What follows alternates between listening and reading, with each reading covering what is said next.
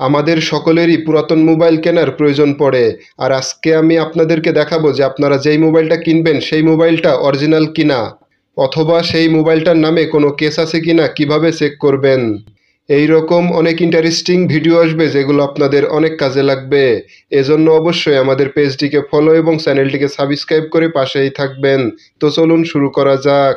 প্রথমেই চলে আসবেন মোবাইল ফোনের ডায়াল প্যাডে, আসার পরে ডায়াল করে দিবেন *#06#। ডায়াল করার সঙ্গে সঙ্গে আপনাদের মোবাইল ফোনের আইএমইআই নাম্বারগুলো শো করবে। তো আপনারা এখান থেকে যে কোনো একটা আইএমইআই নাম্বার কপি করে নেবেন অথবা এক জায়গায় লিখে রাখবেন। এরপর চলে আসবেন গুগল ক্রোম ব্রাউজারে, আসার পরে সার্চ বারে ক্লিক করে দিবেন। ক্লিক করে IMEI.info লিখে সার্চ দিয়ে দিবেন। এরপর এখান থেকে আপনাদের মোবাইল ফোনের যেই আইএমইআই নাম্বারটা কপি করলেন অথবা লিখে রাখলেন সেইটা এখান থেকে দিয়ে দিবেন। দেওয়া হয়ে গেলে নিচের দিকে IMEI হিউম্যান এখানে আপনারা ক্লিক করে দিবেন।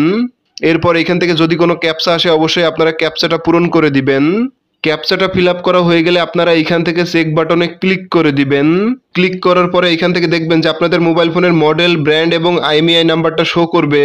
আর যদি এখান থেকে অন্য কোনো ফোনের মডেল অথবা ব্র্যান্ডের নাম শো করে তাহলে মনে রাখবেন যে এই ফোনটি অরিজিনাল ফোন না।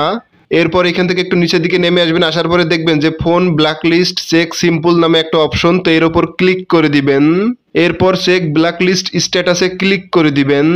কিছুক্ষণ পরে এখান থেকে দেখতে পারবেন যে আপনাদের মোবাইল ফোনের ব্র্যান্ড, মডেল এবং আইএমইআই নাম্বার শো করবে এবং নিচে ব্ল্যাকলিস্ট স্ট্যাটাস আছে, এটা ক্লিন লেখা আছে। যদি এখান থেকে ক্লিন থাকে তাহলে মোবাইল ফোনটির কোনো সমস্যা নাই।